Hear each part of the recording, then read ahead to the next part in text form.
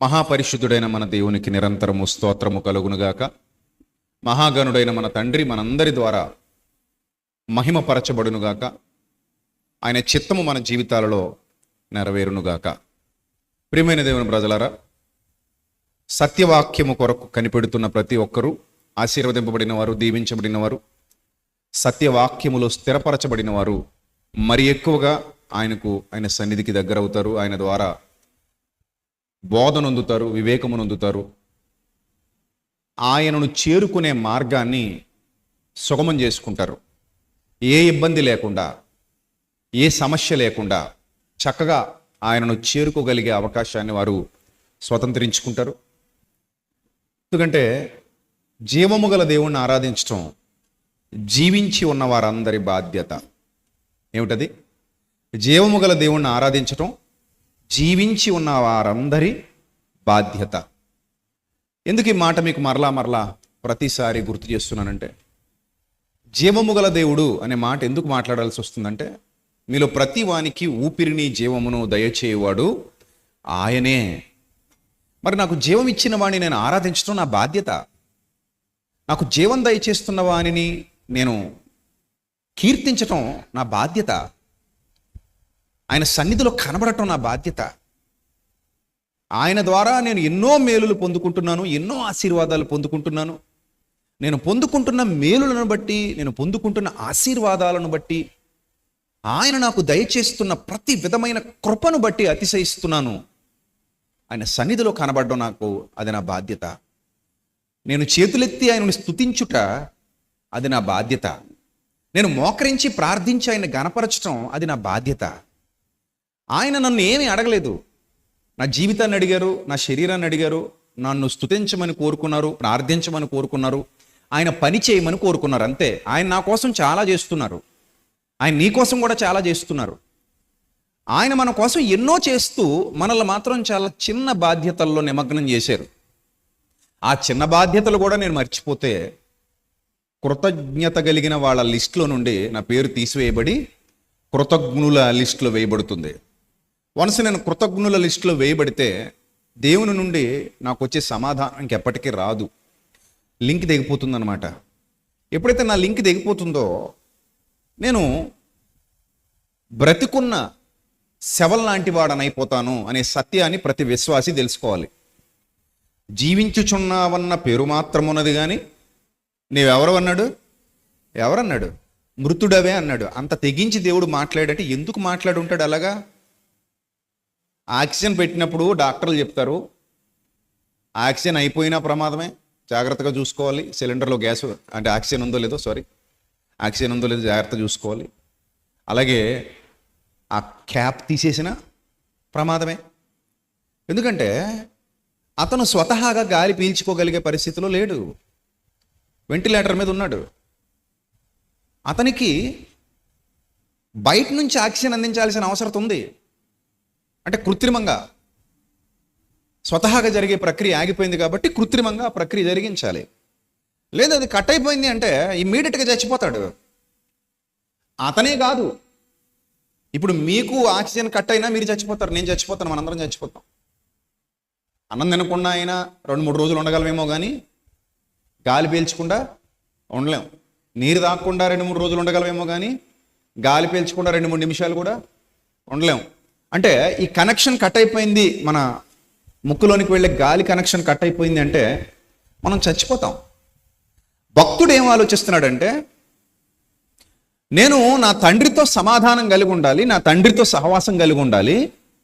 నా తండ్రితో ఉన్న సహవాసం ఎప్పుడైతే నేను కట్ చేసుకుంటానో ఆ రోజు నేను జీవించే ఉండొచ్చు, బట్ ఆయన దృష్టికి మాత్రం ఎలా కనబడతాను? మృతుడనే. మృతుడు అన్న పదప్రయోగం ఎప్పుడు చేయబడుతుంది, ఎందుకు చేయబడుతుంది అంటే, ఇప్పుడు మీరు అందరూ జీవించి ఉన్నారు, మీ అందరూ బంధాలు బంధుత్వాలు కలిగి ఉన్నారు, బాధ్యతలు కలిగి ఉన్నారు. బంధం ఉంది అంటే బాధ్యత ఉంటుంది. బాధ్యత లేకుండా ఏ బంధం ఉండదు. అమ్మ బంధం బాధ్యత, నాన్న బంధం బాధ్యత, అన్నయ్య చెల్లి తమ్ముడు పిల్లలు, ఇవన్నీ బంధాలు. అట్ ద సేమ్ టైం వాటితో పాటు లింక్ అయి ఉన్న బాధ్యతలు, భార్య భర్త, ఇవన్నీ బంధాలు బాధ్యతలు. బంధం ఉంది అంటే బాధ్యత ఉంటుంది. బంధం విడిపోయినప్పుడు బాధ్యత కూడా విడిపోతుంది. ఉదాహరణకు మీరు చనిపోయారు, మీ బంధువులు, మీ కుటుంబ సభ్యులు, మీ రక్త సంబంధులు కూడా మీతో బంధం తెగిపోయిందని ఫిక్స్ అయ్యి, ఇక మీతో ఏ బాధ్యత లేదని ఫిక్స్ అయ్యి, ఏ శరీరంతో అయితే ఇంతకాలం కలిసి ఒక ఇంట్లో జీవించారో ఆ శరీరాన్ని తీసుకెళ్ళి మట్టికి అప్పగించేస్తారు. మట్టికి అప్పగించే ప్రక్రియతో బంధం పూర్తయిపోయింది, బాధ్యత పూర్తయిపోయింది. అంటే ఇక వాళ్ళతో మనకి ఎలాంటి రిలేషన్షిప్ లేదు, వాళ్ళకి మనకి మధ్యలో ఏ విధమైన కమ్యూనికేషన్ ఉండదు. శరీరం కూడా ఉపయోగపడకుండా వెళ్ళిపోయింది. ఇక ఆ శరీరానికి నేను నిర్వర్తించవలసిన బాధ్యతలు ఏమి ఉండవు, ఏ సంస్కారాలు ఉండవు. అందుకే అక్కడ వాడే పదం ఏంటో తెలుసా మీ అందరికీ? అంతిమ సంస్కారం అంటారు. ఏంటది? అంతిమ సంస్కారం. అంతిమ సంస్కారం అంటే అర్థం ఏంటి? చిట్ట చివరిది, ఇంక ఇదే లాస్ట్, ఇదే ఫైనల్, ఇంకెంతకు మించి చేయడానికి ఏమీ లేదు. నీకు చేసే, నేను చేసే చిట్ట చివరి సంస్కారం ఇదే అని చెప్పడం, దాన్ని అంతిమ సంస్కారం.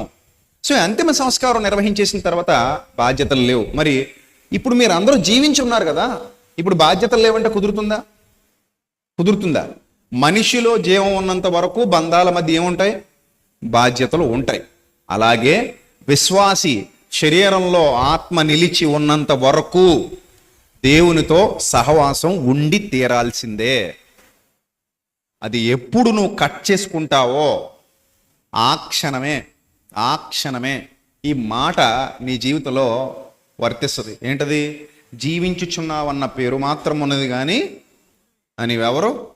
మృతుడవు, మృతురాలివి. ఈ బంధాల మధ్యలో ఒక లింక్ ఉంటుంది. ఆ లింక్ ఏంటో తెలుసా? ఒకరి మాట మరొకరు వినడం, ఒకరిని మరొకరు గౌరవించడం, ఒకరి అవసరాలలో మరొకరు పాలిభాగం తీసుకోవటం. ఉదాహరణకి ఈ భార్యాభర్తల బంధం దేవుడు ఎప్పుడో కనిపెట్టాడు. దాన్ని కనిపెట్టడం అంటే ఆయన కనిపెట్టిందే.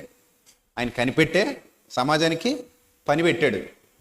ఇప్పుడు రకరకాల పనుల్లో ఉన్నారు మీరు ఈ బంధాలు కలుపుకున్న తర్వాత కదా. నీకు భార్య ఉంది, భర్త ఉన్నాడు, పిల్లలు పుట్టుకొచ్చారు, మీరు 4 లేదా 5, 6, 10 మంది ఒక ఫ్యామిలీలో ఉంటున్నారు. మీరంతా ఒక ఫ్యామిలీ. మీకందరూ బాధ్యతలు పంచుకుంటారు, భోజనం పంచుకుంటారు, బట్టలు పంచుకుంటారు, కష్టాలు పంచుకుంటారు, కన్నీళ్ళు పంచుకుంటారు, ఇరుకులు ఇబ్బందులు ఒకరికొకరు పంచుకుంటారు. ఏం జరిగినా మనలో మనం ఉన్నాం కదా, మనకు మనం చేసుకోకపోతే ఎవరు చేసుకుంటారు అన్నట్టు ఉంటారు. ఇది ఎప్పటి వరకు ఉంటుంది? ఆ శరీరం ఈ భూమిని ఖాళీ చేసి వెళ్ళిపోయేంత వరకు ఇది మీకు తప్పదు కదా. సో ఈ బంధాల మధ్యలో కమ్యూనికేషన్ ఉండాలి, ఈ బంధాల మధ్యలో భయం ఉండాలి, భయభక్తులు ఉండాలి, ఈ బంధాల మధ్యలో బాధ్యతలు ఉండాలి, ఈ బంధాల మధ్యలో ఒకరినొకరు ఆదరించుకునే లక్షణం ఉండాలి. ఇవన్నీ ఉంటే ఆ కుటుంబం మంచి పునాది మీద నిలబడినటువంటి కుటుంబం. అందులో ఏది మిస్ అయినా ఆ కుటుంబం బేటలు వారిపోతుంది, ఆ కుటుంబం చెల్లాచెదురైపోతుంది, ఆ కుటుంబం కట్టబడినట్టుగా ఉండదు, కూల్చివేయబడినట్టుగా ఉంటుంది. సో ఇప్పుడు కూడా మీ విశ్వాస యాత్రలో దేవునితో సంబంధం కలిగి జీవిస్తున్నట్టయితే మీరందరూ కూడా జాగ్రత్తగా వినండి. దేవునితో ఒకవేళ మీరు సంబంధం కలిగి జీవిస్తున్నట్టయితే, దేవునితో సంబంధం కలిగి జీవించే వాళ్ళు మీకు బాధ్యతలు ఉంటాయి, దేవుని బాధ్యతలు. మీకు కమ్యూనికేషన్ ఉంటుంది. ఎవరితో కమ్యూనికేషను? దేవునితో ఉంటుంది కమ్యూనికేషను. ఆయన దగ్గర నుంచి మీకు వస్తాయి, మీ దగ్గర నుంచి ఆయనకి వెళ్తాయి. ఇది ఎప్పటికీ చావదు, నువ్వు బతుకున్నంత వరకు జరుగుద్ది అది. ఇప్పుడు మీ కుటుంబాల మధ్యలో ఒకరితో ఒకరికి ఈ సప్లై లేకుండా, అటు నుంచి ఇటు, ఇటు నుంచి అటు ఏ రవాణా లేకుండా జీవితం నడుస్తుందా? నడవదు కదా. మీరు మీ భర్తకి, మీ భర్త మీకు ఇస్తూ వస్తూ పోతూ ఇవన్నీ జరుగుతాయి. అలాగే మీ పిల్లలకు మీరు, పిల్లల తల్లిదండ్రులకి ఇలా బాధ్యతలు నిర్వర్తించుకుంటూ ఒకరికి ఇచ్చుకుంటూ పుచ్చుకుంటూ జీవితం నడుస్తుంది. అలాగే దేవునితో సమయం సహవాసం కలిగి ఉన్న విశ్వాసులైన మీరు అందరూ కూడా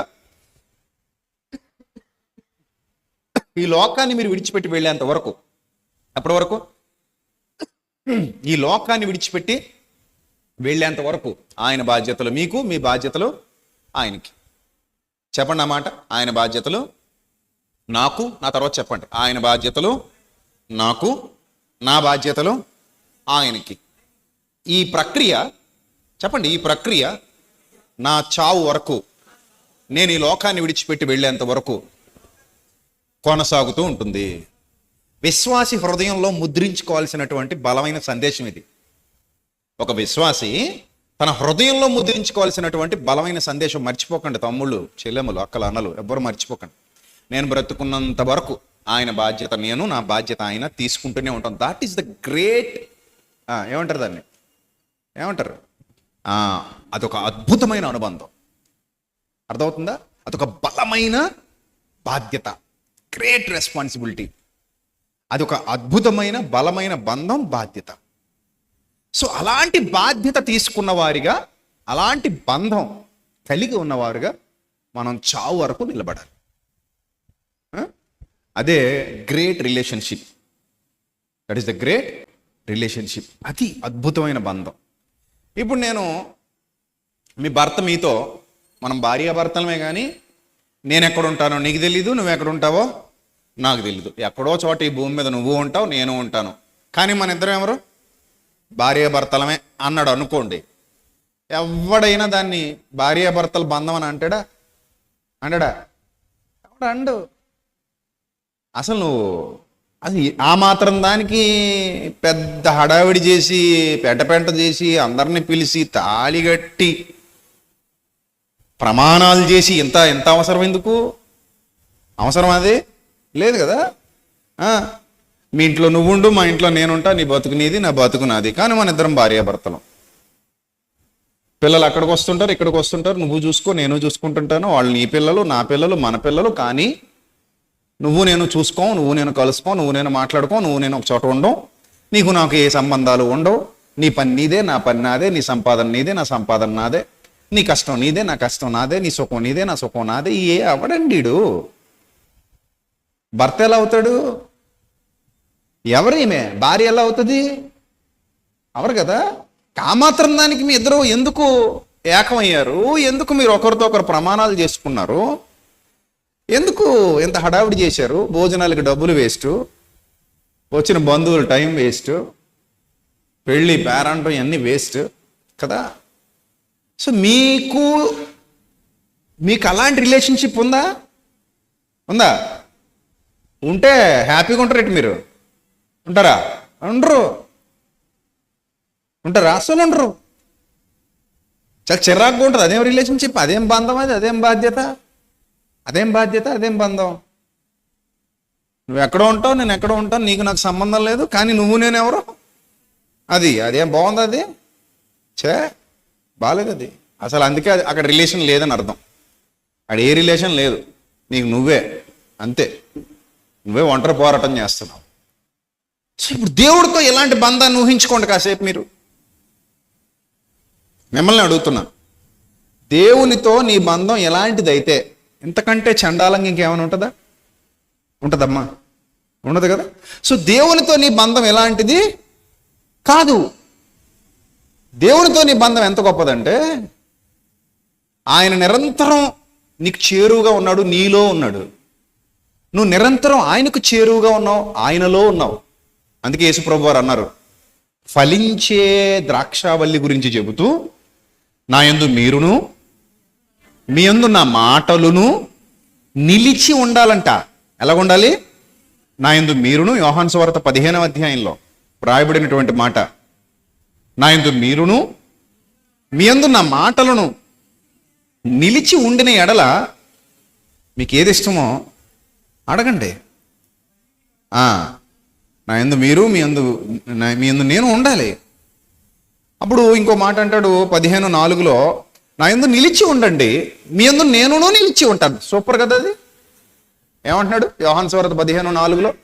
నా యందు నిలిచి ఉండండి, మీ యందు నేను నిలిచి ఉంటాను. Beautiful word. ఇప్పుడు భార్యాభర్తలు మీ ఇద్దరు, నా యందు మీరు, మీ యందు నేను. మీరు ఉండండి, నాతో ఉండండి, నేను మీతో ఉంటాను. మీరు నాతో ఉండండి, నేను మీతో ఉంటాను. We have a strong relationship. మనం కంటిన్యూ చేద్దాం.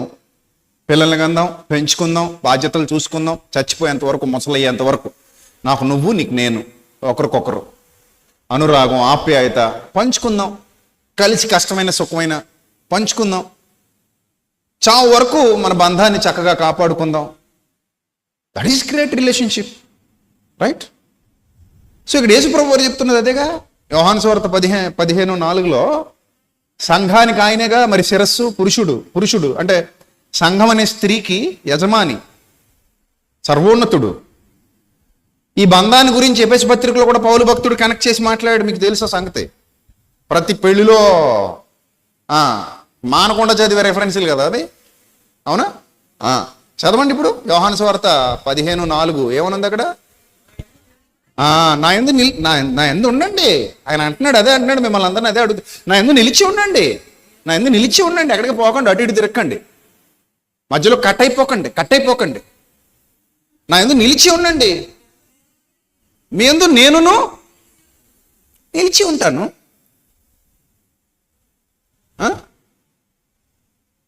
సో తర్వాత తీగే చాలా బెస్ట్ ఎగ్జాంపుల్ ఇది. మీ అందరి ఇళ్లలో పాదులు ఉంటాయి, మొక్కలు ఉంటాయి, మీ చుట్టూతా, మనందరి చుట్టూతా ఉన్నాయి అవి.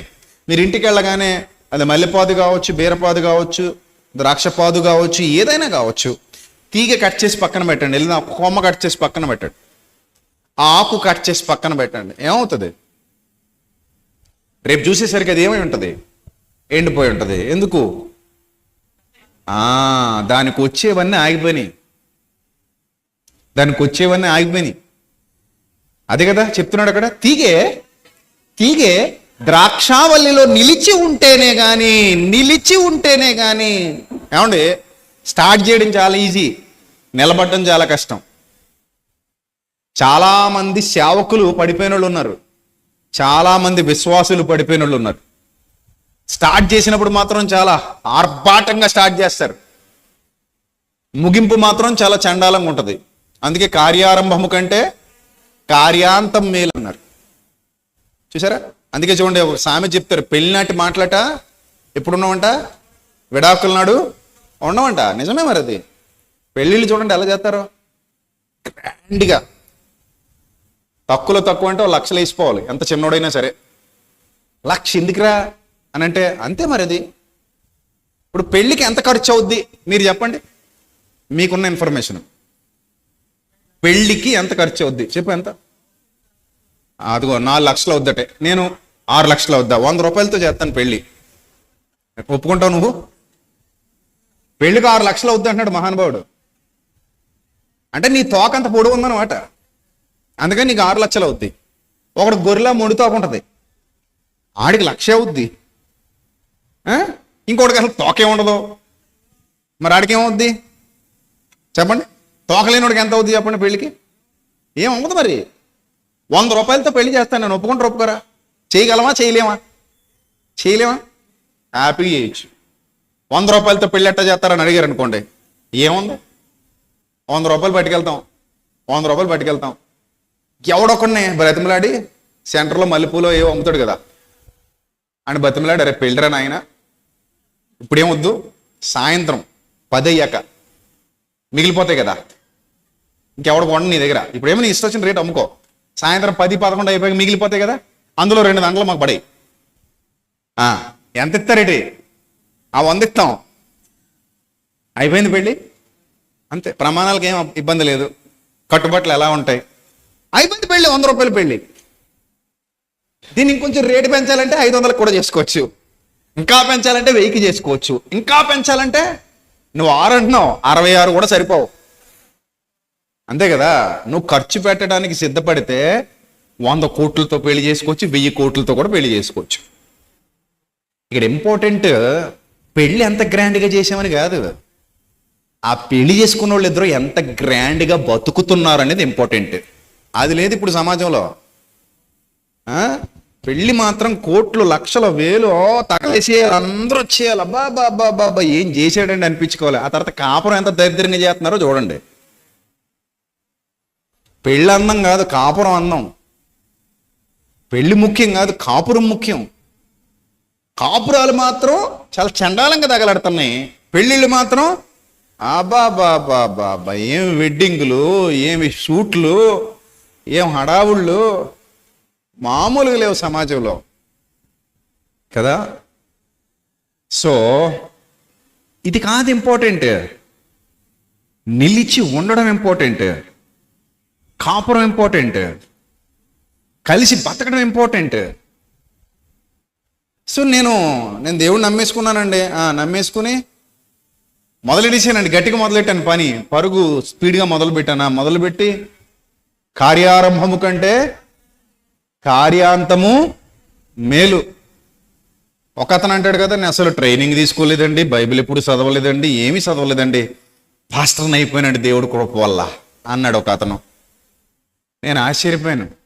వీడు బైబిల్ చదవలేదు, ఏమీ చదవలేదు, ఏమి నేర్చుకోలేదు, ఏమైపోయావట?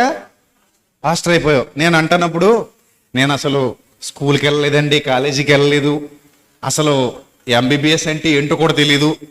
ఓ స్టెథోస్కోప్ కొనుక్కున్నాను, సరైన కత్తోటి కొనుక్కున్నాను, డాక్టర్ని అయిపోయానండి. అమ్మయ్య, దేవుడు నాకు డాక్టర్ అయ్యే కృపనిచ్చాడండి. రేపు రండి ఆపరేషన్ మొదలెడేద్దాం, రేపే ఆపరేషన్ మొదలెడేద్దాం రండి. మరి ఎవడని వస్తాడా? ఎవడు రాడు. కానీ ఇలా చెప్పినోడు సంఘానికి మాత్రం వెళ్తారు. అరే మీకు అసలు బుర్ర ఉందా, సిగ్గుందా, జ్ఞానం ఉందా, వివేకం ఉందా? ఆడంతటా ఆడే చెప్పుకుంటున్నాడు, నేను ఏనాడు బైబిల్ చదవలేదు, నేను ఎప్పుడు ట్రైనింగ్ తీసుకోలేదు, నేను ఎవరి దగ్గర నేర్చుకోలేదు, అయినా కూడా నేను సర్వోన్నతుడైన దేవుని సేవకుడిగా మారిపోయాను, నాకు బైబిల్లో ఏముందో తెలియదు కానీ ఏదోటి అలాగా నడిపేస్తాను. మీరు వచ్చేయండి అంటే అలాంటి గారడీలు చేసే వాళ్ళ దగ్గరికి, మాయలు చేసే వాళ్ళ దగ్గరికి, మోసాలు చేసే వాళ్ళ దగ్గరికి వెళ్ళిపోతున్నారు జనాలంటే. అరే నేను డాక్టర్ని కాదు అన్నా కూడా డాక్టర్ దగ్గరికి వెళ్ళిన వాళ్ళతో వీళ్ళకంటే వాళ్ళు బెటర్, వీళ్ళకంటే వాళ్ళు బెటర్. నేను చెప్తున్నాను. కారు తాళం పట్టుకొచ్చి, కారు అంటే ఏంటండి, ఎక్కడ ఉందండి ఇందులో కారు ఏదండి అని అడిగాడు అనుకో, ఏంటిది ఇందులో కారు ఏంటి, కారు అంటే ఎలా ఉంటుందండి, ఇదిగో తాళం అయితే నా దగ్గర ఉంది, కారు ఎలా ఉంటుంది చెప్పండి అంటే, ఇదే బాబు కారు, డోర్ ఎలా తీయాలండి, ఇలా తీయాలి బాబు, ఈ సీట్లో కూర్చోవాలండి, అవునండి, ఆ కిందన 3 ఉన్నాయి ఏంటండి అవి, దాంట్లో ఏబిసి అని బాబు, దాన్నేమో ఎక్సిలేటర్ అంటారు, 2 దాన్నేమో బ్రేక్ అంటారు, 3 దాన్నేమో క్లచ్ అంటారు బాబు, ఆ 3 ఉపయోగించాలి బాబు కారు తోలాలి. మరి ఇదేంటండి ఇలా గుండ్రంగా ఉంది, దీన్ని స్టీరింగ్ అంటారండి. అయితే ఎక్కండి పోదాం అన్నాడు అనుకో, ఎక్కుతావా? ఎక్కావంటే నీకంటే బుర్ర తక్కువ ప్రపంచంలో బుర్ర తక్కువ వాళ్ళకి కానీ అవార్డు ఇవ్వాలని కూడా ముందు నీకు ఇచ్చేయాలి. అప్పుడు ఇంకా ఈరోజు క్రైస్తవ్యం అలాంటి వాళ్ళు నమ్ముతోంది. మరి ఏం చేద్దాం మనం? వాళ్ళు చెప్తున్నారు ఓపెన్గా, నేను బైబిల్ చదవలేదు, నేను ఏనాడు బైబిల్ ఎలా ఉంటుందో కూడా నాకు తెలీదు, నేను ఎవ్వరూ నాకు వాక్యం బోధించలేదు, నేను ఎక్కడా వాక్యం వెళ్ళలేదు, సడన్గా నేను మోకాళ్ళు వేసాను, ఖర్చు లేని పని, ఆకలి చేతులు ఎత్తాను, ఖర్చు లేని పని, ప్రభువా నా 4 బయటికి లాగి రాసేయి అంటే ఆయన రాశాడు. ఈ మాత్రం దానికి పౌలు గారు, అరే నాయన నేను నేర్చుకున్నవి మీరు నేర్చుకోవాలని మీకు రాసిస్తున్నాను, మీరు దీనిని చదివిన ఎడల నాకు కలిగిన జ్ఞానాన్ని మీరు పొందుకుంటారని ఎఫెసు పత్రిక 3వ అధ్యాయంలో చెప్పటం ఎందుకు? దివారాత్రము ధ్యానించమని దావీదు భక్తుడు మాట్లాడటం ఎందుకు? విద్యావిహీనులు అస్థిరులు దేవుని వాక్యాన్ని అపార్థం చేస్తారని పేతురు చెప్పడం ఎందుకు? అసలు ఈ తలపోటంతా ఎందుకు? ముద్రించి మన చేతులకు ఇవ్వడం ఎందుకు? చదవమని చెప్పడం ఎందుకు? ప్రింటింగ్ ఖర్చు ఎందుకు? 4 బయటకు తీసి అందరికీ ఆయనే రాసేస్తే అయిపోయేది కదా. కనీస జ్ఞానం అంటారు దీన్ని. ఏమంటారు? కనీస జ్ఞానం అంటారు దీన్ని. ఈరోజు క్రైస్తవ్యానికి అదే కరువు అయిపోయింది. అందుకే మోసగాళ్ళ సంఖ్య బాగా పెరిగిపోయింది. కడవరి దినాలు కదా నేను చెప్తున్నాను, ఇంకా పెరిగిపోతారు. ఎక్కడితో ఆగదు ఇది, ఇంకా పెరిగిపోతారు. మనం అవకాశం ఇచ్చామా సాతానికి అల్లుకు పోద్ది. పాము కాటు చిటికినేల మీదే ఎత్తది, కానీ విషం ఎక్కడి దాకా ఎక్కుతుంది? తల దాకా ఎక్కుతుంది. అలాగా సాతాను గురుగుల్ని చిన్నగానే ప్రవేశపెడతాడు. కలుపు మొక్కల్ని ఒక చోట స్టార్ట్ చేస్తాడు చిన్నగా, కానీ అవి ఏమవుతాయి? విస్తరిస్తూ విస్తరిస్తూ విస్తరిస్తూ వెళ్ళిపోతాయి. ఈరోజు క్రైస్తవ్యం కూడా అలాగే. సరైన విశ్వాసులు లేక మోసం చేస్తున్నారు. అదే ఆలోచించే విశ్వాసులు ఉంటే ఈరోజు క్రైస్తవ్యం ఎంతగా మోసపోయే పరిస్థితులు, అన్యజనుల మధ్య హేళనకు గురవుతుంది. ఎక్కువ బాధపడతాను నేను దానికి. ఫేస్బుక్ ఓపెన్ చేస్తానా, ఇన్స్టాగ్రామ్ చూస్తానా, యూట్యూబ్ చూస్తానా, ఏదో ఒక వీడియో వచ్చేది క్రైస్తవ్యం ట్యాగ్ వేసుకుని. అది చూస్తున్నప్పుడు ఇంత దుర్మార్గులు, ఎంత బుద్ధిహీనులు, ఎంత అజ్ఞానులు ఎలా వచ్చారబ్బా క్రిస్టియానిటీలో. ఏమీ తెలియని వాడు ట్రోల్ చేస్తున్నాడు దేవుని జ్ఞానం తెలుసు అన్నవాడిని. పౌలు ఒకప్పుడు ఏమన్నాడు తెలుసా? జ్ఞాని ఏమాయను, శాస్త్రి ఏమాయను, ఈ లోకపు తర్కవాది ఏమాయను అని సమాజంలో సవాలు చేసి నిలబడి దేవుని జ్ఞానాన్ని బోధించినటువంటి యోధుడు ఒకరోజు నపోసుడైన పౌలు. అన్యజనులు కూడా ఆయన ఎంతో ఇష్టపడ్డారు, చాలా మంది ప్రేమించారు, గౌరవించారు. వాట్ ఎ వండర్ఫుల్ నాలెడ్జ్ అన్నారు. ఆయన ఎంతో మందితో తర్కించాడు. అందులో గొప్ప గొప్ప వాళ్ళు ఉన్నారు, మహాసభలోని వారు ఉన్నారు, వాళ్ళందరితో తర్కించాడు. వాళ్ళందరితో తర్కిస్తుంటే ఆయనతో వాదించలేక ఇతను పొగరబోతున్నారు, లేకపోతే ఇంకోటి అన్నారు. కొంతమంది మాత్రం అమ్మో ఇతనికి జ్ఞానం ఎక్కడి నుంచి వచ్చింది, ఎంత గొప్ప జ్ఞాన సంగతులు చెప్తున్నాడు అని ఆశ్చర్యపోయారు. ఎన్నో సంఘాలు ఆయన కట్టడానికి అదే కారణమైంది. అన్యజనులలో స్థానాన్ని సంపాదించుకోగలిగాడు ఒకనాటి పౌలు. జ్ఞాని ఏమాయను, జ్ఞాని ఎక్కడ, శాస్త్రి ఏమాయను, శాస్త్రి ఎక్కడ, ఈ లోకపు తర్కవాది ఎక్కడ, రండి మాట్లాడుకుందామని పిలవగలిగేటంతటి సామర్థ్యాన్ని దేవుని జ్ఞానంతో సొంతం చేసుకున్నవాడు అపోస్తుడైన పౌలు. కానీ ఈరోజు పరిస్థితులు చూస్తుంటే ఎంతమంది హేళన, ఎంతమంది ట్రోలింగ్, ఎంత దారుణం అయిపోయిందంటే చిచ్చి అనిపిస్తుంది అనమాట. ప్రతోడు ట్రోల్ చేయడమే. ఆ ట్రోల్ చేసిన వాళ్ళకి మళ్ళీ వీళ్ళు కామెంట్ల కింద ఆమెన్ హల్లెలూయా, ఇంకోటి ఏంది అసలు ఇది? ఒక జ్ఞాని ఎప్పుడు కూడా జ్ఞానిగానే కనబడాలి. ఒక జ్ఞాని ఎప్పుడు, వివేకవంతుడు ఎప్పుడు కూడా సమాజాన్ని వివేకపరిచేవాడుగా, చైతన్యపరిచేవాడుగా కనబడాలి తప్ప అరే మరీ ఇంత హీనంగా ఉంటారా క్రిస్టియన్స్ అంటే అని అనిపించుకునేలా ఉండకూడదు. కానీ ఉన్నారు. అది సాతాను పని, సాతాను కుట్ర. దానికి ఒత్తాసు పలుకుతున్న విశ్వాసులు ఉండబట్టి, ఒత్తాసు పలుకుతున్న రోజు విశ్వాసులు. ఎందుకంటే వీళ్ళకి ఇంకా మైండ్ ఎదగలేదు. ఎవరిని నమ్మాలి, ఎవరిని నమ్మకూడదు, ఎక్కడికి వెళ్ళాలి, ఎక్కడికి వెళ్ళకూడదు, ఎక్కడ కూర్చోవాలి, ఎక్కడ కూర్చోకూడదు, మన విలువైన సమయం ఎక్కడ మనం గడుపుతున్నాం, అక్కడికి వెళ్ళి మనం ఏమి నేర్చుకుంటున్నాం, కనీసం సెన్స్ ఉండాలి. ఒక హోటల్కి వెళ్ళాను, నేను ఏం తింటున్నాను, ఎంత ఖర్చు పెడుతున్నాను, ఇక్కడ నేను ఖర్చు పెట్టిన దానికి తగిన భోజనం ఈ హోటల్లో నాకు పెడుతున్నారా, పెట్టట్లేదా, కల్తీ భోజనం ఏమైనా నాకు పెట్టేస్తున్నారా, అది ఇంగితం. అది ఫుడ్ బాగాలేదు అంటే ఫుడ్ బాగాలేదు కానీ బిర్యానీకి 1000 తీసుకున్నాడు అనుకో, చండాలంగా ఉంది, రైస్ కూడా ఉడకలేదు, వాసన కొడుతుంది చికెన్, కానీ బిర్యానీకి 1000 వేసాడు బిల్లు. రేపు పొద్దున మళ్ళీ వెళ్తావా వెళ్ళవు. కానీ క్రైస్తవులు అలా కాదు, మోసగిస్తున్నారని తెలిసి కూడా వెళ్ళి మోసపోతున్నారంటే మరి గొర్రెలు కాకపోతే మరి ఏమనాలి అలాంటి వాళ్ళని? మోసగిస్తున్నారని తెలిసి కూడా మళ్ళీ అక్కడే పడుతున్నారు చాలా మంది. ఆ మోసంలోనే పడుతున్నారు, వెళ్ళి అందులో పడి మోసపోతున్నారు. చూశారు? అది మంచి పద్ధతి కాదు. వివేకం, జ్ఞానం దేవుని సన్నిధిలో, దేవుని వాక్యంలో మనకు దొరుకుతున్నప్పుడు దాన్ని తీసుకుని, దాన్ని ఆలోచించి జాగ్రత్తగా దాన్ని కంటిన్యూ చేయాలి, కొనసాగించాలి. పరుగు మొదలు పెట్టడం ముఖ్యం కాదు, ముగించడం ముఖ్యం. తాళి కట్టడం ముఖ్యం కాదు, చివరి వరకు దానిని బాధ్యతను భార్య అయినా భర్త అయినా కొనసాగించడం ముఖ్యం. అంటే వాళ్ళ కాపురం చక్కగా సజావుగా సాగుతుందా లేదా. జ్ఞానవంతురాలు తన ఇల్లుని ఏం చేస్తుందట, కట్టుకుంటుందట. మూఢురాలు ఏం చేస్తుందట, పెరికేస్తుంది. అలాగే జ్ఞానవంతుడు కూడా తన ఇంటిని కట్టుకుంటాడు, మూఢుడు ఏం చేస్తాడు, పెరికేసుకుంటాడు. సో మీరు ఆలోచన చేయండి. విశ్వాసాన్ని ప్రారంభించారు, మంచిదే, కానీ ఎలా కొనసాగిస్తున్నారు మీరు? జీవిస్తున్నావన్న పేరు మాత్రం ఉన్నది కానీ నువ్వు మృతుడివే అన్నట్టుందా నీ కొనసాగింపు? మానకుండా దేవుని సన్నిధికి వస్తానండి, ప్రతి ఆదివారం దేవుని సన్నిధిలో కనబడతాను, నేను దేవుని పరిచర్యకు వాడబడతాను, నా సంపాదనలో శ్రేష్ఠ భాగాన్ని దేవుని కోసం పక్కన పెట్టేస్తాను ఆయన పనుల కోసం, ఎందుకంటే అది నా బాధ్యత, రొట్టె ద్రాక్షారసం తీసుకుంటున్నాను కాబట్టి, ఆయన మరణాన్ని ప్రచురించవలసిన భారం నా మీద మోపాడు కాబట్టి నేను సహకారిగా ఉంటాను, శ్రేష్ఠ భాగాన్ని నా దేవుని సన్నిధిలో ఖర్చు పెడతాను, నేను ప్రార్థన చేస్తాను, మోకరిస్తాను, విలువైన సమయం నా సన్నిధిలో, దేవుని సన్నిధిలో రోజు 1 గంట ప్రార్థన చేస్తాను, 2 గంటలు ప్రార్థన చేస్తాను. ఇది చాలా మంది భక్తి జీవితపు కొలమానంగా చెప్పుకుంటున్నారు. కానీ మీరు గుర్తించాల్సిన విషయం ఏంటంటే, నేను ఆయన యందు నిలిచి ఉండానా, నేను ఆయన యందు నిలిచి ఉన్నానా, నా యందు మీరును మీ యందున మాటలను అన్నాడు కదా. ఒకసారి ఇందాక చదివిన వచ్చిన మరొకసారి చదువుదాం. యోహాను సువార్త 15వ అధ్యాయం. యోహాను సువార్త 15వ అధ్యాయం.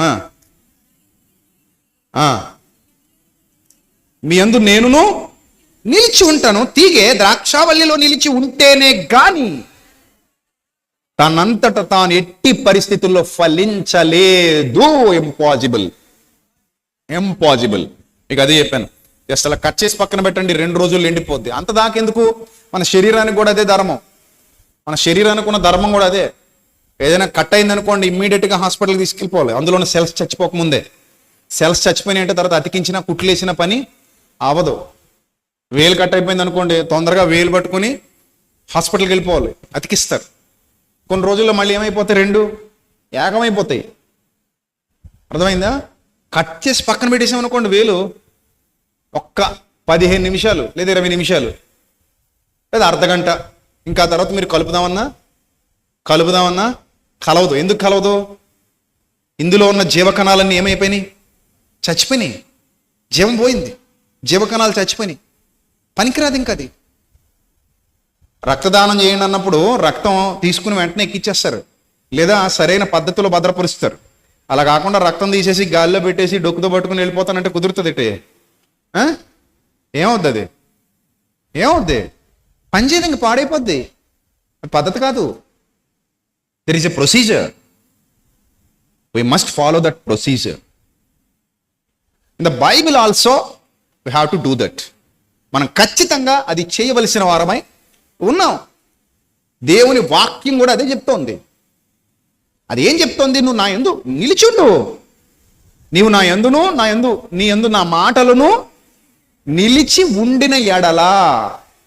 తీగ ద్రాక్షావల్లిలో నిలిచి ఉంటేనే గాని తనంతట తాను ఎలాగూ ఫలించదో. చూసారా? ఇప్పుడు మీరు అందరూ చెప్పండి దేవునితో, ప్రభువా నేను నా అంతటి నేను ఫలించలేను, నా అంతటి నేను వర్ధిల్లలేను, నా అంతటి నేను గొప్పదాన్ని కాలేను, నీవు లేకుండా నేనేం నథింగ్. అంతే, నువ్వు లేకుండా నేను నథింగ్, అంతే, నథింగ్, ఏం లేదు. నువ్వు లేకపోతే నేను లేను. సినిమా పేరు కాదు అది. నువ్వు లేక నేను లేనని సినిమా టైటిల్ కాదు. దేవునితో ఒక విశ్వాసి చెప్పాల్సినటువంటి మాట అది. నువ్వు లేకుండా నేను లేను. ఇది ఒరిజినల్, నిజమైన సంగతి. నువ్వు లేకుండా నేను లేను, నువ్వు ఉంటేనే నేను ఉన్నాను. సో కాబట్టి పరుగు ప్రారంభించిన వాడు ఆ పరుగుని ఎలా కొనసాగిస్తున్నాడు అనేది చూసుకోవడం చాలా ఇంపార్టెంట్. ఎవడైనా ఒక పని మొదలు పెట్టినప్పుడట ఆ పని కరెక్ట్గా చేస్తున్నాడా లేదా చెక్ చేసుకోవాలి. లోకసువార్తలో చెప్తాడు, నేను మొదలుపెట్టిన పని కరెక్ట్గా నడిపిస్తున్నానా లేదా, కరెక్ట్గా చేస్తున్నానా లేదా. వాళ్ళు కరెక్ట్గా చేయకపోతే చెక్ చేసుకోవాలి. ఇప్పుడు మీరు కూడా మీ ఆత్మీయ జీవితాన్ని ఈ మధ్యాహ్న వేళ చెక్ చేసుకోండి ప్రియమైన దేవుని సంగమా. అదే చెప్తున్నాడు అక్కడ. తర్వాత చదువుదాం. అలాగే నా యందు నిలిచి ఉంటేనే గాని మీరును ఫలింపరు. ద్రాక్షావల్లిని నేను, తీగలు మీరు. ఎవడు నా యందు నిలిచి ఉండునో, నేను ఎవని యందు నిలిచి ఉండునో వాడు బహుగా ఫలించును. బా, ఇంత సింపుల్ లాంగ్వేజ్ అండి ఇది. మీకు అర్థం కాని కఠినమైన భాష కాదు ఇది. మీకు అర్థం కాలేనంత లోతైన భాష కాదు ఇది. It's a simple sentence, it's a simple language. దీన్ని అర్థం చేసుకోవచ్చు. అర్థం చేసుకోగలిగే విధంగానే దేవుడు వ్రాయించాడు ఇంత సింపుల్గా. ఏమన్నది అక్కడ?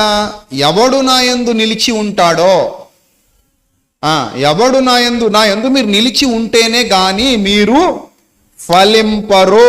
క్లియర్ కదా? నేను ఎవడు నా యందు నిలిచి ఉండునో, నేను ఎవని యందు నిలిచి ఉండునో వాడు బహుగా ఫలించును. నాకు వేరుగా ఉండి, ఇంతకంటే ఏంటి చెప్పండి? నాకు వేరుగా ఉండి మీరు ఏమీ చేయలేరు. నేను చేస్తా, నీకు వేరుగా ఉండి నేను పరలోకం పోతా. ఏంటది? నీకు వేరుగా ఉంటా, నేనేమవుతా? పరలోకం పోతా. అవుతుందా? నా ద్వారా తప్ప ఎవడును తండ్రి వద్దకు రాలేడు.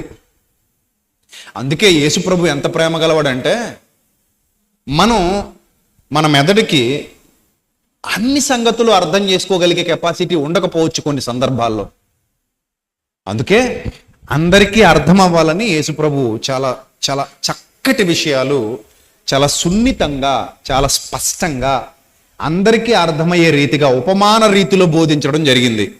ఉపమానము లేకుండా ఆయన ఏమీ బోధించలేదు. ఉపమానం లేకుండా ఆయన ఏమీ బోధించలేదు. ఉపమానాలతో ఎందుకు బోధించారంటే, ఆయన చెప్పిన ఉపమానాలు. ఒక ఆమె నాణెం పోగొట్టుకుంది, ఉపమానం అది. ఒక ఆయన గొర్రెలు తప్పిపోయాయి, ఒక గొర్రె తప్పిపోయింది. 99 గొర్రెలను విడిచి ఆ ఒక్కదాని కోసం వెతకటం మొదలు పెట్టాడు. ఏంటది? ఉపమానం. ఒక రాజు దేశాంతరం పోతూ తన సేవకులకు తలాంతులు ఇచ్చి పోయాడు, ఉపమానం. ఒక తప్పిపోయిన కుమారుడు తన తండ్రిని విడిచిపెట్టి లోకంలో కలిసిపోయాడు. ఉపమానం. చాలా మంది ఏమనుకుంటారంటే కల్పనా కథలకి ఉపమానాలకి తేడాలు తెలియవు కొంతమందికి. ఏదైనా ఉపమానం చెప్పామనుకోండి, ఈయన కల్పనా కథ చెప్పేస్తున్నాడు అనుకుంటారు వాళ్ళు, మూర్ఖులు, జ్ఞానం లేనోళ్ళు. ఉపమానానికి కల్పనా కథకి తేడా తెలియదు. అసలు కల్పనా కథల వైపు తిరుగు కాలము వచ్చును అన్న పదం ఎందుకు వాడాడంటే అక్కడ పౌలు భక్తుడు, కల్పనా కథ అంటే లేని దాన్ని నిజమని నమ్మడం, అది కల్పనా కథ. ఎవడో రాసిన ఒక పుక్కిటి అబద్ధాన్ని, ఎవడో రాసిన ఒక కల్పిత కథని, ఎవడో రాసిన ఒక అబద్ధాన్ని, అసలు జరగని దాన్ని నిజమని నమ్మేసి దాని ద్వారా నేను నిత్య జీవానికి పోతానని ఎవడైతే అనుకుంటున్నాడో ఆ కల్పనా కథ వైపు తిరిగాడు. ఇది పౌలు భక్తుడు ఎరిగి ఏం రాశాడంటే, రోమన్లు రాసుకున్నటువంటి కల్పిత కథలు ఉన్నాయి, కల్పిత పురాణాలు ఉన్నాయి రోమన్లవి, అలాగే గ్రీకు పురాణాలు ఉన్నాయి. అందులో వ్రాయబడినటువంటి విషయాలు ఏవైతే ఉన్నాయో అవన్నీ అబద్ధాలు. అలాగే మీరు హెర్మే అని ఏదైతే చెబుతున్నారో, ద్యుపతి అని ఏదైతే చెబుతున్నారో, ఇవన్నీ కూడా అబద్ధాలు, కల్పనా కథలవి. ఆ కల్పనా కథలు నమ్మి మీరు మోసపోతున్నారు. చివరికి సత్యాన్ని వదిలేసి కల్పనా కథల వైపు తిరుగు కాలము వచ్చును అని పౌలు గారు ఆ సెంటెన్స్ లో చెబితే, ఈ మహాజ్ఞానులందరూ అయితే చదువుకోకుండా పాస్టర్లు అయిపోయిన వాళ్ళు, చదువుకొని పాస్టర్ల దగ్గర నేర్చుకున్న విశ్వాసులు అందరూ ఉంటారు కదా, వీళ్ళు ఏమంటారంటే ఏదైనా ఒక ఎగ్జాంపుల్ చెప్పామనుకోండి, లోకంలో జరిగేది చెప్తాం ఎగ్జాంపుల్, ఆ ఎగ్జాంపుల్ చెప్పామనుకోండి, దానికి వీళ్ళు ఏమనుకుంటారంటే కల్పనా కథలు చెప్పేస్తున్నారండి అని అనుకుంటాం. కల్పనా కథలకి పుక్కిటి కథలకి తేడా తెలుసుకోండి. కల్పనా కథలకి ఉపమానాలకి తేడా తెలుసుకోవాలి. ఇప్పుడు ఒక నాణ్యం పోగొట్టుకుంది, కల్పనా కథ కాదు అది, ఎక్కడైనా జరిగేదే, లోకంలో జరిగేదాన్నే అని చెప్పాడు. అర్థమైందా? ఒక తప్పిపోయిన కుమారుడు, అది కల్పనా కథ కాదు, లోకంలో జరిగేదే. తప్పిపోయిన గొర్రె, అది కల్పనా కథ కాదు, లోకంలో జరిగేదే. ఒక పొలంలో నిధి దొరికిందంట, అది కల్పన కథ నిజంగా జరిగేదా? నిజంగా జరిగేవే. అతడు తనకు కలిగిన సమస్తాన్ని అమ్మి వెళ్ళి ఆ పొలాన్ని కొంటాడు. యేసు ప్రభు చెప్పిన ఉపమానాలు కల్పనా కథలు కాదు. కల్పనా కథల వైపు తిరుగు కాలం వచ్చును అని అనగానే మీరు ఇప్పటికైనా సరైన రూట్లో అర్థం చేసుకోండి. కల్పనా కథలు ఏంటో మీకు తెలిసిపోయింది, నేను చెప్పక్కర్లేదు. ఒక మనిషి చక్కగా కూర్చొని ఇంత పొడుగు చేటభారతం రాసేసి, అది గ్రీకుది కావచ్చు, రోమన్లది కావచ్చు, ఆ ఈజిప్షియన్లది కావచ్చు, ఇంకోటి కావచ్చు, రాసేసి ఇదే నిజమని మిమ్మల్ని నమ్మింపజేసేస్తే మీరు నమ్మేసి ఇంకా అక్కడ నుంచి ఆరాధన మొదలెట్టేశారంటే దాన్ని ఏమంటాడు దేవుడు?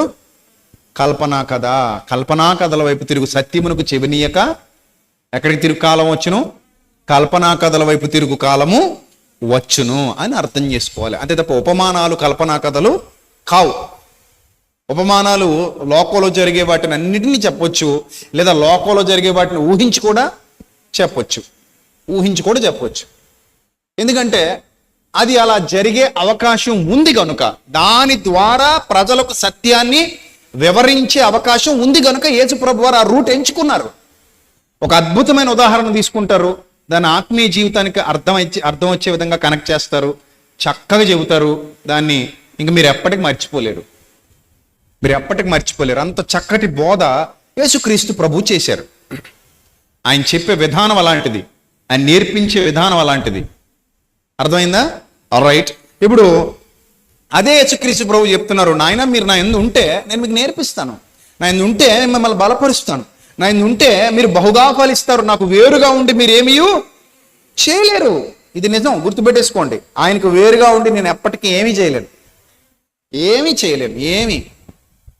నేను అనుకుంటాను కానీ నా వల్ల కాదు. నేను ఇంటి నుంచి బయటికి వెళ్ళి బయట పని చూసుకుని ఇంటికి రావాలని అనుకున్నాను.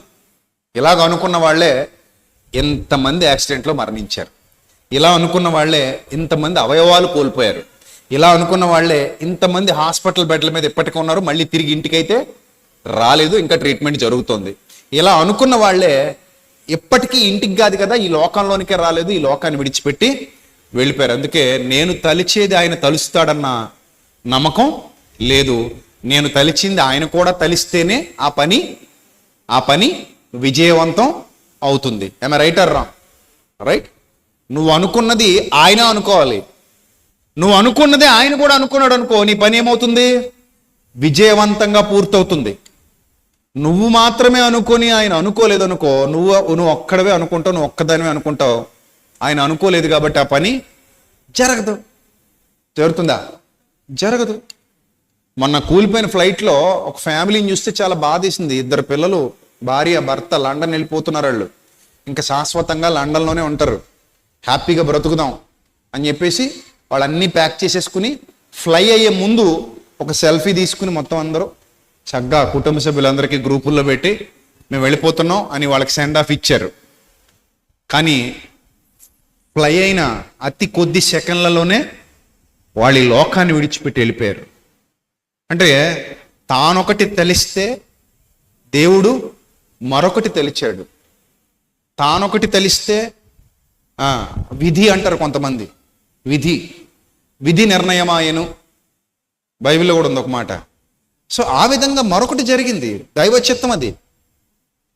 మనం ఒకటి అనుకుంటాం, అందుకే మనం ఎప్పుడు మీకు గుర్తు చేస్తుంటాం నా పాట, ఎన్ని తలచినా ఏది అడిగినా జరిగేది నీ చిత్తమే, నా చేతుల్లో లేదు ప్రభువా, సమస్తం నీ చిత్తం, ఇంకంతే. నీ చిత్తానికి నేను కట్టుబడిపోయాను, నీ చిత్తం మీద నేను ఆధారపడిపోయాను. కాబట్టి నేను తలచినవి కాదు, నీవు అనుకున్నవే జరుగుతాయి, జరగాలి కూడా. నేను తలచినవి జరిగితే గొప్పతనం, నా గొప్పతనం, నేను గొప్పవాడిని అయిపోతాను కదా. సో నేను తలచినవి కాదు, నువ్వు అనుకున్నవే జరుగుతాయి, జరగాలి, జరిగి తీరాలి. మరి ఇది అర్థమైన భక్తుడు ఏం చేస్తాడు? ప్రతి అడుగులో దేవుని సహాయాన్ని కోరతాడు కదా, ప్రతి క్షణం. అంతెందుకు చర్చికి వెళ్ళేప్పుడు కూడా ప్రార్థన చేసుకుని బయలుదేరతారు ఇంటి దగ్గర. ఎంతమంది ప్రార్థన చేసుకుని చర్చికి వచ్చారు చెప్పండి? అబద్ధాలు చెప్పకండి. ఎలాగా చర్చికి వెళ్తాం కదండి, అక్కడ ఎలాగూ ప్రార్థన చేస్తాం కదండి, ఇంక మళ్ళీ ఇంటి దగ్గర ఏం ప్రార్థన చేసుకుంటామనండి, మేము మామూలుగా వచ్చేసామండి. ఎంత గొప్ప ఆన్సర్ ఇది కదా. సో విశ్వాసులు అలా ఉండరు. విశ్వాసులు ఏం చేస్తారు తెలుసా? ఇంటి దగ్గర బయలుదేరేప్పుడు కూడా ఏం చేస్తారు? చక్కగా ప్రార్థన చేసుకుని, ప్రభువా నేను నీ సన్నిధికి వెళ్తున్నాను, నాతో మాట్లాడు తండ్రి. ఊరికే వెళ్ళట్లేదు కదా ప్రభువా, బఠానీలు తిని రావడానికి వెళ్ళట్లా, పిచ్చపాటి కబుర్లు చెప్పుకోవడానికి వెళ్ళట్లా, ఏదో సరదా కనబడాలి అక్కడ నేను వెళ్ళట్లా. నేను వెళ్ళేది ఎందుకంటే ప్రభువా ఆహారం తినడానికి. ఏ ఆహారం? అక్షయ ఆహారం తినడానికి వెళ్తున్నా. నీ సేవకుడు అక్కడ నిలబడతాడు, ఇప్పుడు నాతో మాట్లాడతాడు. ప్రభువా నీ సేవకుడి ద్వారా నాతో మాట్లాడు, ఆయనలో నువ్వు ఏ సత్యాన్ని దాచించావో అది నాకు ఏ రీతిగా ఉపయోగపడుతుందో, నా జీవితాన్ని అది ఎలా కడుతుందో, నా జీవితాన్ని అది ఎలా నిలబెడుతుందో నాకు తెలీదు. కానీ ఆయన నోట్లోంచి వచ్చే ఒక ప్రతి మాట ఒక ముత్యం లాగా, ఒక విలువైన వజ్రం లాగా నా హృదయ ధనాగారంలో పడటం వలన నేను చాలా దగ్గర అవుతాను నీకు. నేను ఆత్మీయంగా వృద్ధి పొందుతాను, ఆత్మీయంగా బలం పొందుతాను. కనుక ప్రభు నేను సన్నిధికి వెళ్తున్నాను, నీ సేవకుడి ద్వారా నాతో మాట్లాడు, నాకు అవసరమైన సంగతులు నాకు నేర్పించు, నాకు బోధించు, నన్ను గద్దించు, నాకు బుద్ధి చెప్పు. విశ్వాసమందు ఇంకా నేను ఎదగడానికి, నా ఆత్మీయ జీవితాన్ని కట్టుకోవడానికి, నా చుట్టూతో అపవాది వేస్తున్నటువంటి అగ్నిబాణాలని చల్లార్చడానికి ప్రభువా నీ సేవకుడితో నాతో మాట్లాడు, నీ సేవకుడి ద్వారా నాతో మాట్లాడడానికి నేర్పించు అని అడగటం ఎంత గొప్ప సిద్ధపాటు అంటారు దాన్ని.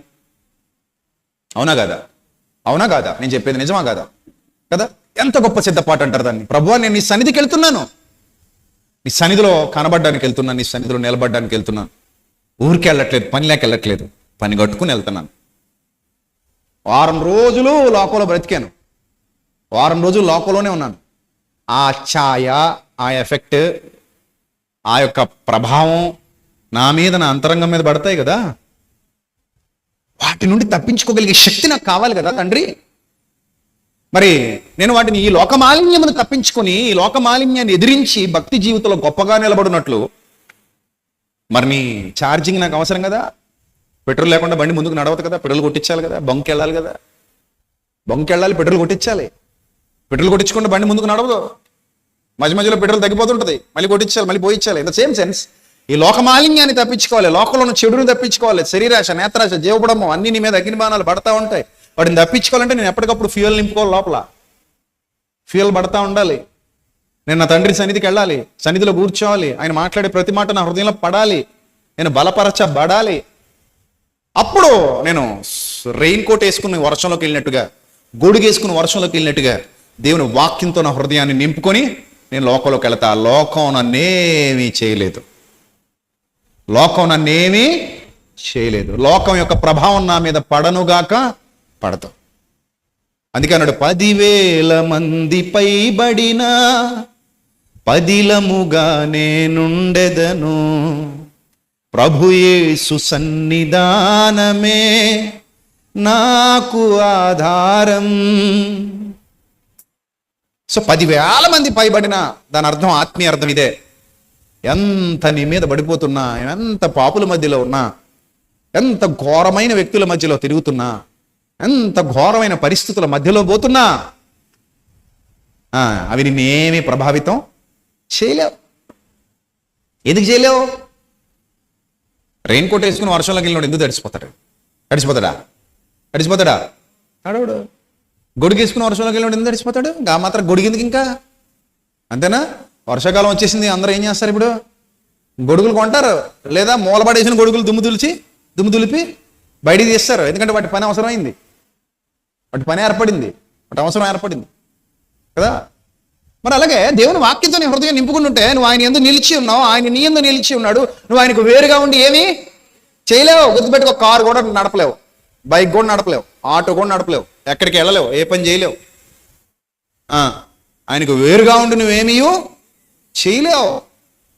ఆయనతో ఉండి నువ్వేదైనా సాధించగలవు. ఆయనతో ఉండి, ఆయన నీతో ఉంటే ఏదైనా చేయగలవు. నేను ఎప్పుడు చెప్తున్నాను మీకు, దావీదు తన స్వహస్తాలతో రాజు కాలేదు, తన స్వశక్తితో రాజు కాలేదు. దేవుడు దావీదును రాజుగా చేసెను. అది రైట్ వర్డ్. ఏమనాలి? దావీదు రాజయ్యాడు. ఎట్టా రాజయ్యాడు? రాయి తిప్పి గొలియాతు నుదుట చొచ్చేలా చేసి రాజయ్యాడు. సౌలు చేయలేని పని తన స్వశక్తితో చేసి రాజయ్యాడు. నో, దావీదును దేవుడు రాజుగా చేశాడు. లేకపోతే రాయి గొలియాతు నుదురులోకి వెళ్ళదు, చెవికి దగ్గర కింద వెళ్ళిపోద్ది. లేదా గాలి గట్టిగేసింది అనుకోండి, రాయి దిశ మారిపోద్ది. అర్థమైందా? గాలి గట్టిగేస్తే మనుషులే కొట్టుకుపోతారు రాళ్ళంతా, అంతే కదా. రాయి దిశను మారకుండా గొలియాతు నుదురులోనికి చొచ్చుకుని వెళ్ళేలా చేసింది ఎవరు? దేవుడు. సౌలు ఎన్ని కుట్రలు పనినా దావీదును విడిపించింది ఎవరు? దేవుడు. అడవుల్లో గుండా పడిపోయి అడవుల్లో పడుకుంటూ, గుహల్లో పడుకుంటూ తప్పించుకుని తిరుగుతున్నప్పుడు పురుగు పుట్ర ఏమీ కరవకుండా దావీదును కాపాడింది ఎవరు? దేవుడు. ఆకలితో చచ్చిపోకుండా దావీదుకి అడవిలో అన్నం పెట్టింది ఎవరు? దేవుడు. ఆయనకు ఆహారం ఇచ్చింది, వర్షం కురిపించి నీళ్ళు ఇచ్చింది, దాహం తీర్చింది ఎవరు? దేవుడు. చివరికి సింహాసనం దాకెళ్ళి అమ్మయ్యా పట్టాభిషేకం అయిపోయింది, సింహాసనం మీద పట్టు వస్త్రాలు వేసి కూసున్నా, కాలు మీద కాలు వేసా, ఐఎమ్ ద కింగ్ నౌ అని అనాలంటే నిన్ను రాజుగా చేసింది ఎవరు? చెప్పెవరు? దేవుడు. ఆయన అవకాశం ఇవ్వకపోతే నువ్వు రాజు కాలేవు. అందుకే ఎవరు అతిశయపడ వీలు లేదు. అతిశయపడకండి, ఎవ్వరు అతిశయపడద్దు. నువ్వు ఏమై ఉన్నావో, నేను ఏమై ఉన్నానో చెప్పండి, అందరూ చెప్పండి. నేను ఏమై ఉన్నానో అది నీ వలననే అయి ఉన్నాను. ఎవరితో చెప్తారు ఈ మాట? ఏమో మీ ఆవిడతోనో మా ఆయనతోనో చెప్పేస్తారేమని భయం వేసింది.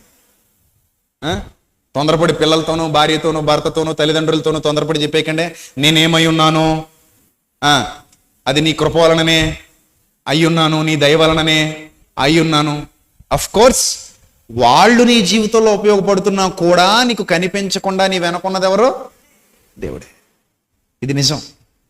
అమ్మ నన్ను కన్నది కరెక్ట్ వర్డే, కానీ మా అమ్మ నన్ను కనడానికి ఉపయోగపడింది నా తండ్రి, నా దేవుడు.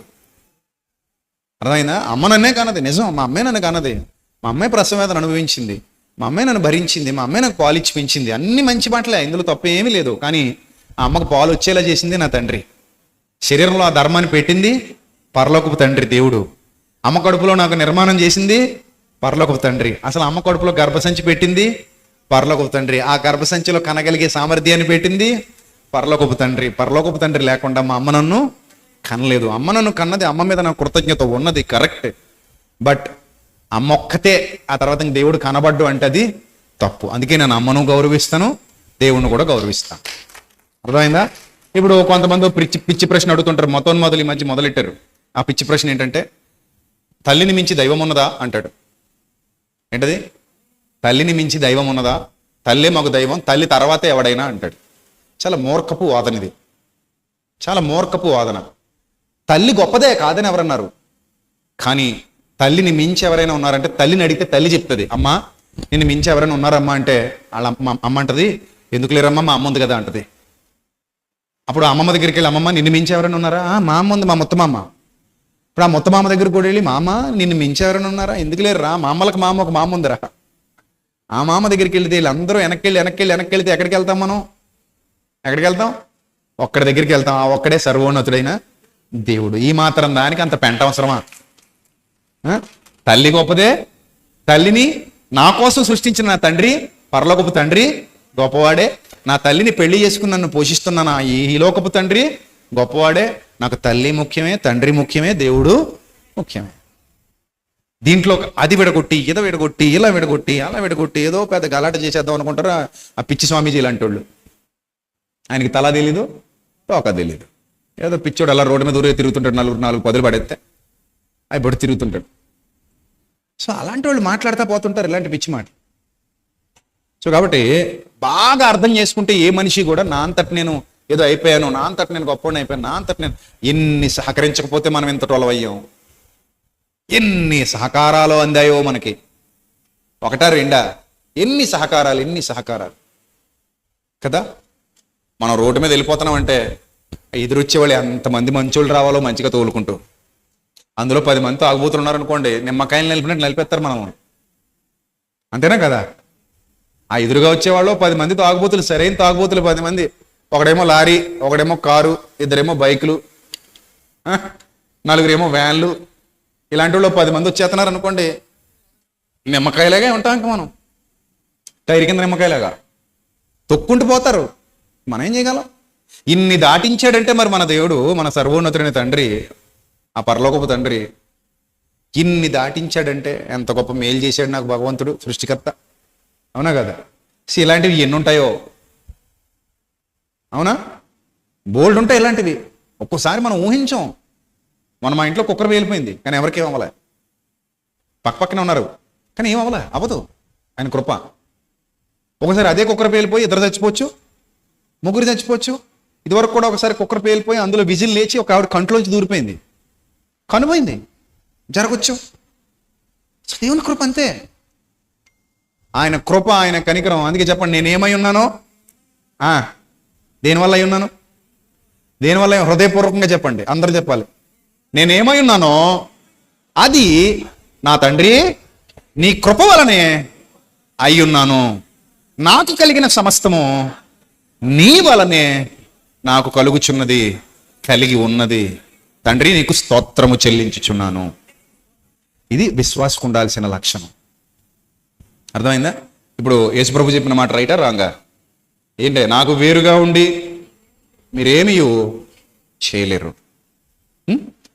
తర్వాత చదువుదాం, పూర్తి చేద్దాం దాన్ని. ఎవడైనను నా యందు నిలిచి ఉండని ఎడల వాడు తీగ వలె బయట పారవేయబడి ఎండిపోవును అన్నాడు. ఏమవును? ఎండిపోవడం అంటే దేనికి సాదృశ్యం? నది ఎండిపోయింది, ఆశీర్వాదమా? చెప్పండమ్మా. చెరువు ఎండిపోయింది, ఆశీర్వాదం అది? దీవెన?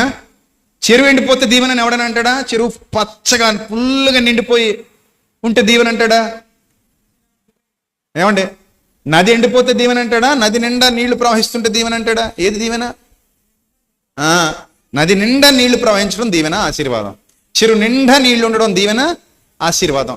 పొలం పచ్చగా ఉంటే దీవెన, పొలం ఎండిపోతే దీవెన? ఏది దీవెన? పొలం పచ్చగా ఉంటే దీవెన అంటారా, ఎండిపోతే దీవెన అంటారా? కదా, పచ్చగా ఉండాలి. ఇక్కడ ఏమంటున్నాడు? వాడు బయట పారవేయబడి ఎండిపోవును. అంతేనా? వాడు బయట పారవేయబడి ఎండిపోవును. చదవండి.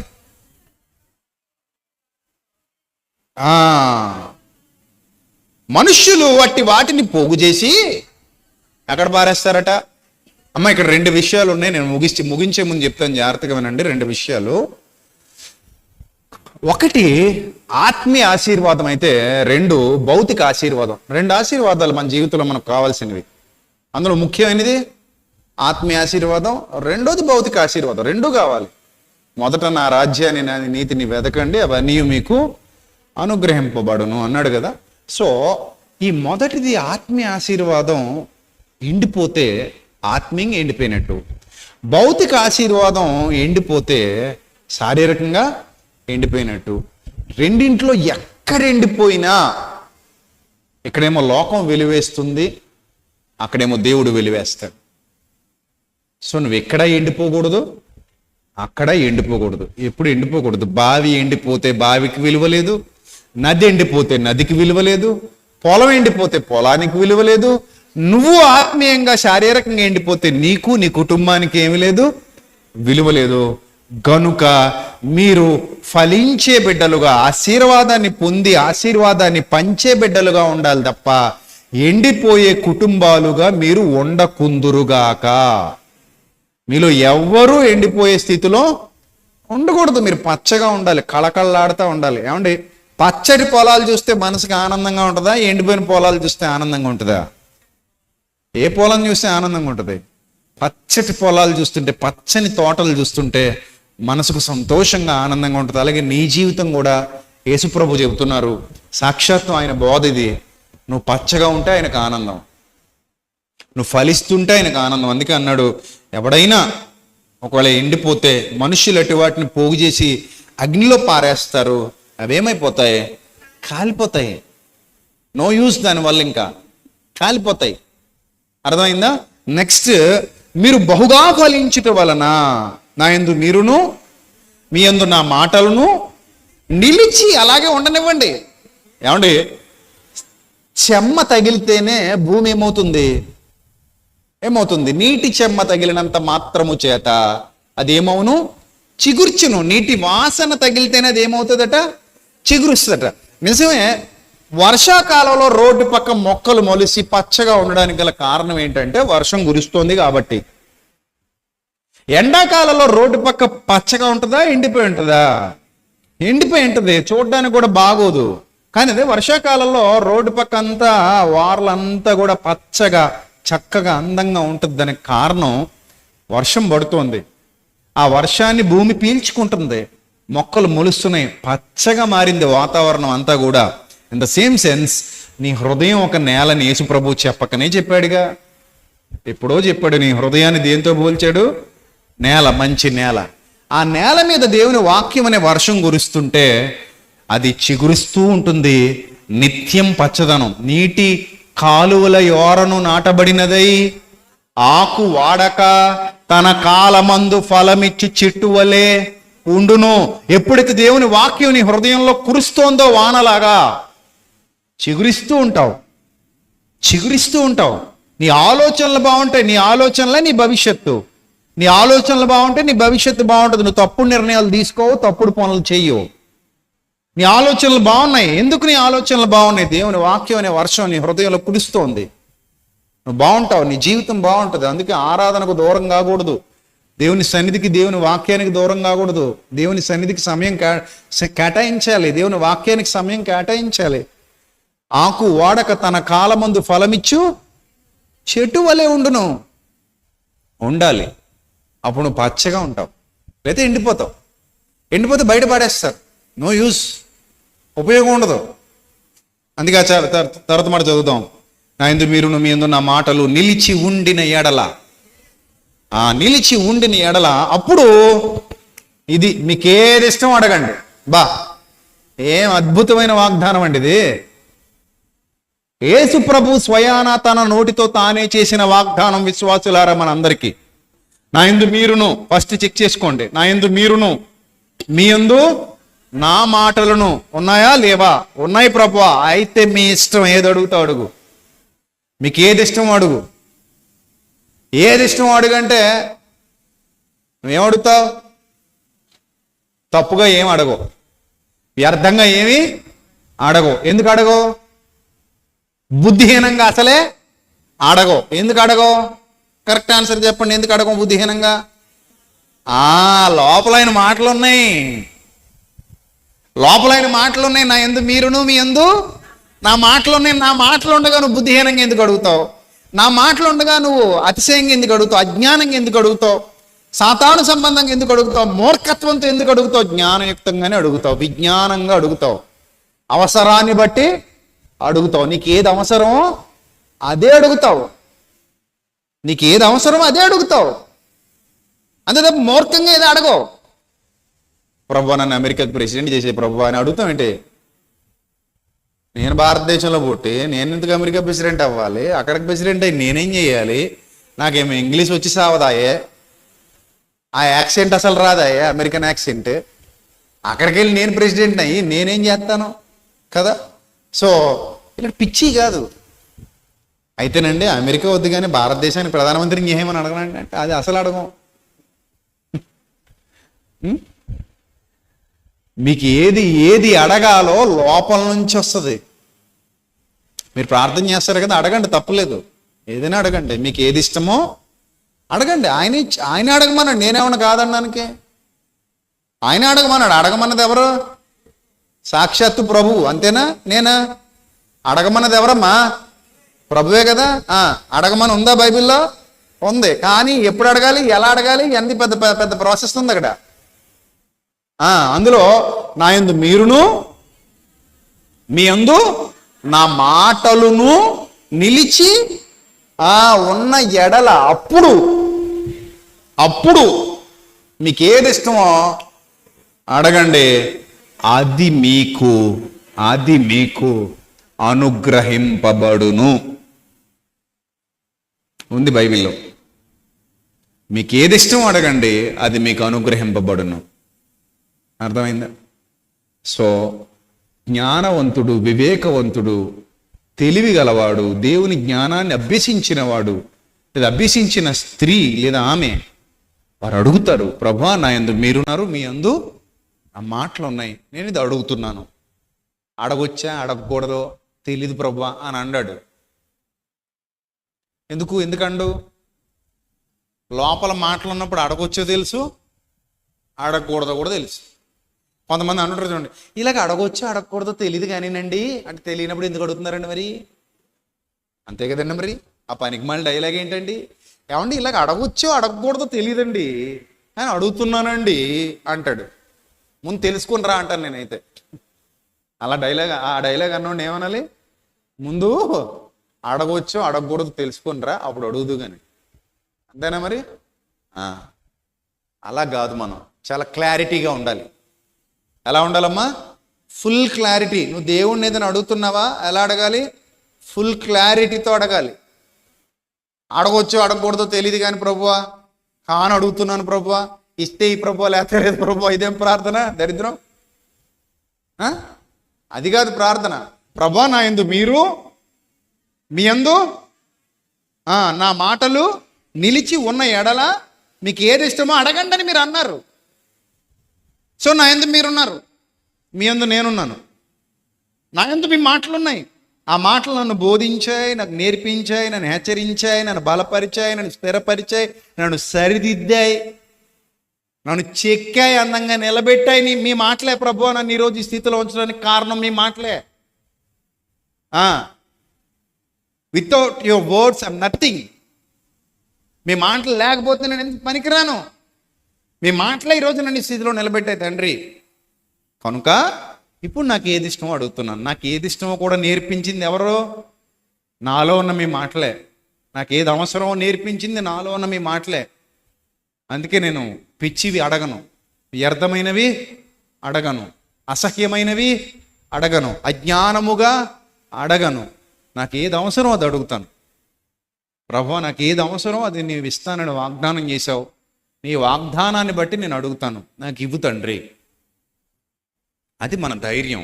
ఒక విశ్వాసికి ఉన్న ధైర్యం. ప్రియమైన దేవుని సంగమా, ఇది సంగమా, నువ్వు దేవుని కుమారుడివి, కుమార్తెవి, నీకు ఆ ధైర్యం ఉంది, నీకు అవకాశం ఉంది. మా నాన్నని కాకపోతే ఇంక నేను ఎవరిని అడుగుతానో అడగగలను, మా అమ్మని కాకపోతే ఇంక నేను ఎవరిని అడగగలను, ఇంకెవరిని అడుగుతాను.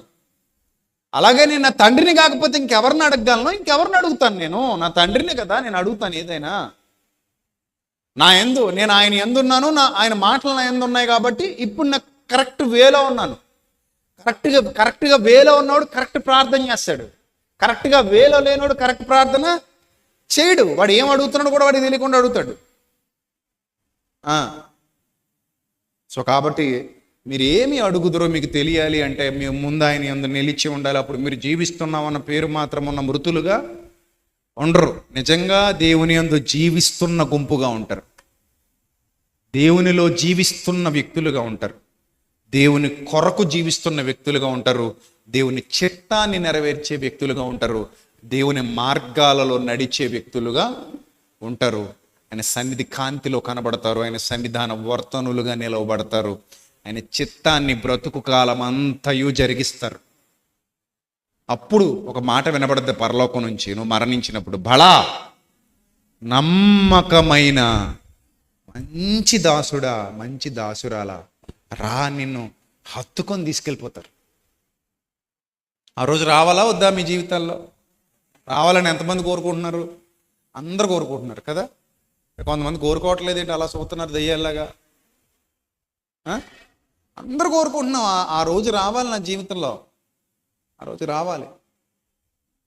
కాబట్టి ప్రియమైన దేవుని సంగమా, సత్యమును బట్టి అతిశయించు, ఆయనతో ఉన్న సమాధానాన్ని కట్ చేసుకోకుండా జాగ్రత్తగా జీవించు.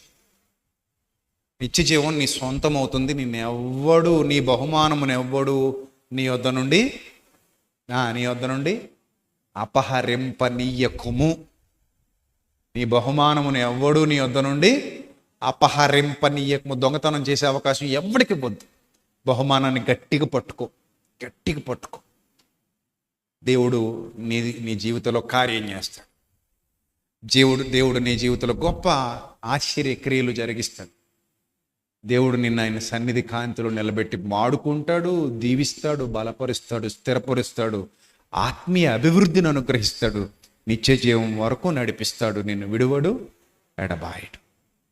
గనుక ప్రియమైన దేవుని సంగమా, విత్తబడిన వాక్యం మీ అందరి హృదయాలలో మీతో పాటు ఎంతమంది ప్రత్యక్షంగా పరోక్షంగా వీక్షించబోతున్నారో మనకు తెలియదు.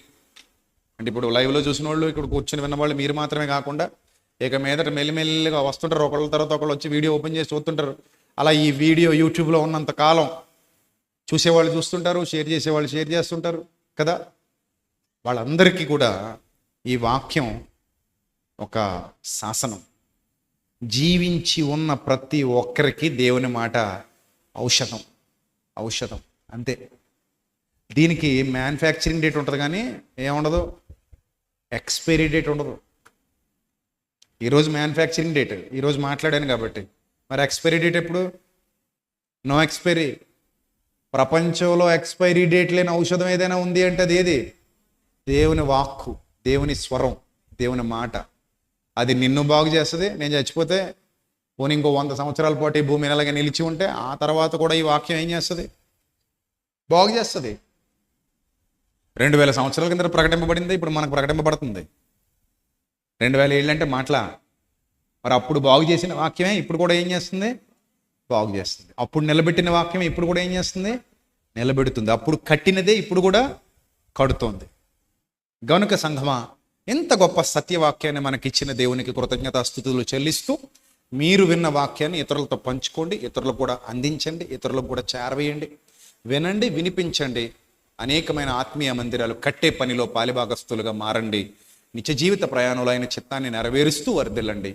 దేవుడు మిమ్మల్ని, మీ కుటుంబాలని బహుగా దీవించి, ఆశీర్వదించి, ఫలభరితమైన స్థితిలో నిలువబెట్టి నడిపించునుగాక. ఆమేన్.